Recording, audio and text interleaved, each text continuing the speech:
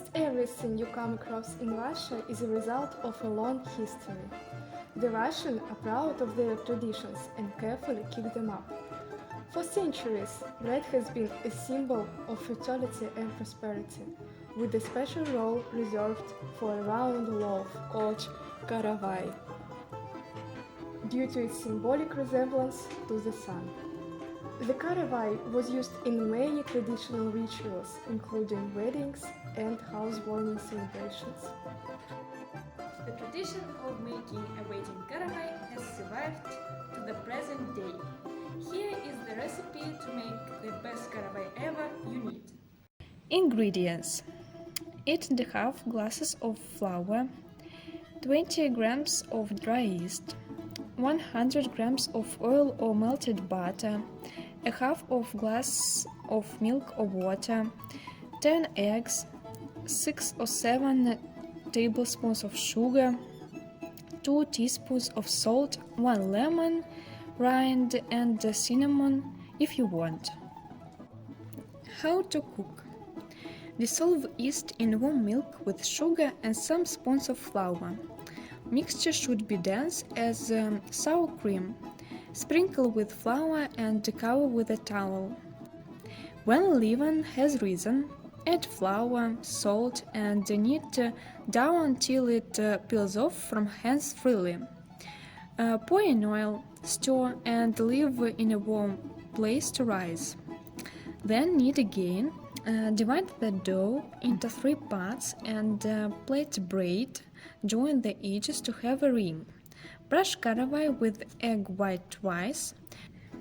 Put it in a well-greased mold and bake in a preheated oven 210 or 220 degrees for 1 hour.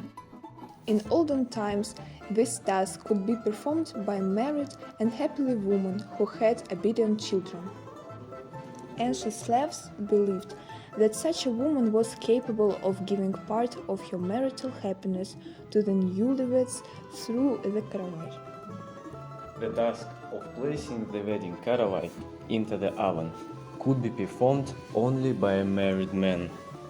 The bigger the wedding karavai, the happier the new family would be. Biting or breaking off pieces from the ceremonial loaf wasn't allowed. The karavai was then cut into slices during the wedding meal. Interestingly, the cutting could only be done by a child.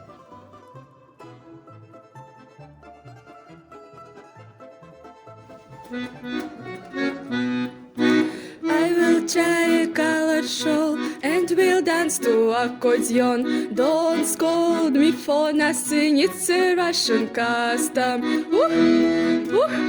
It's a Russian custom.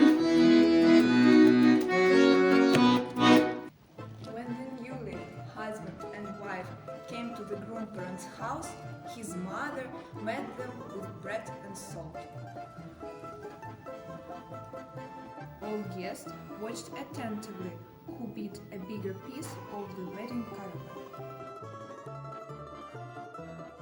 He or she was supposed to be at the head of the family.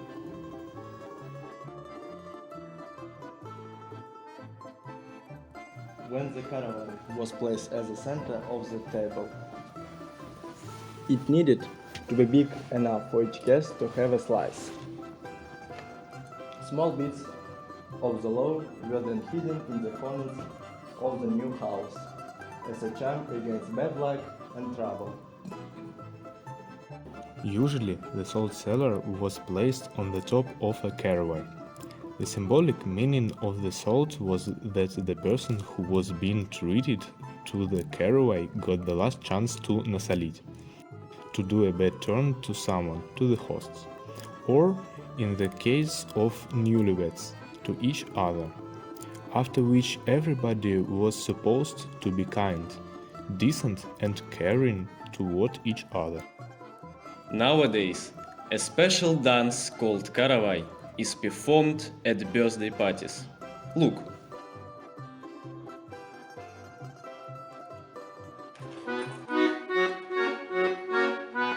On his birthday celebrate.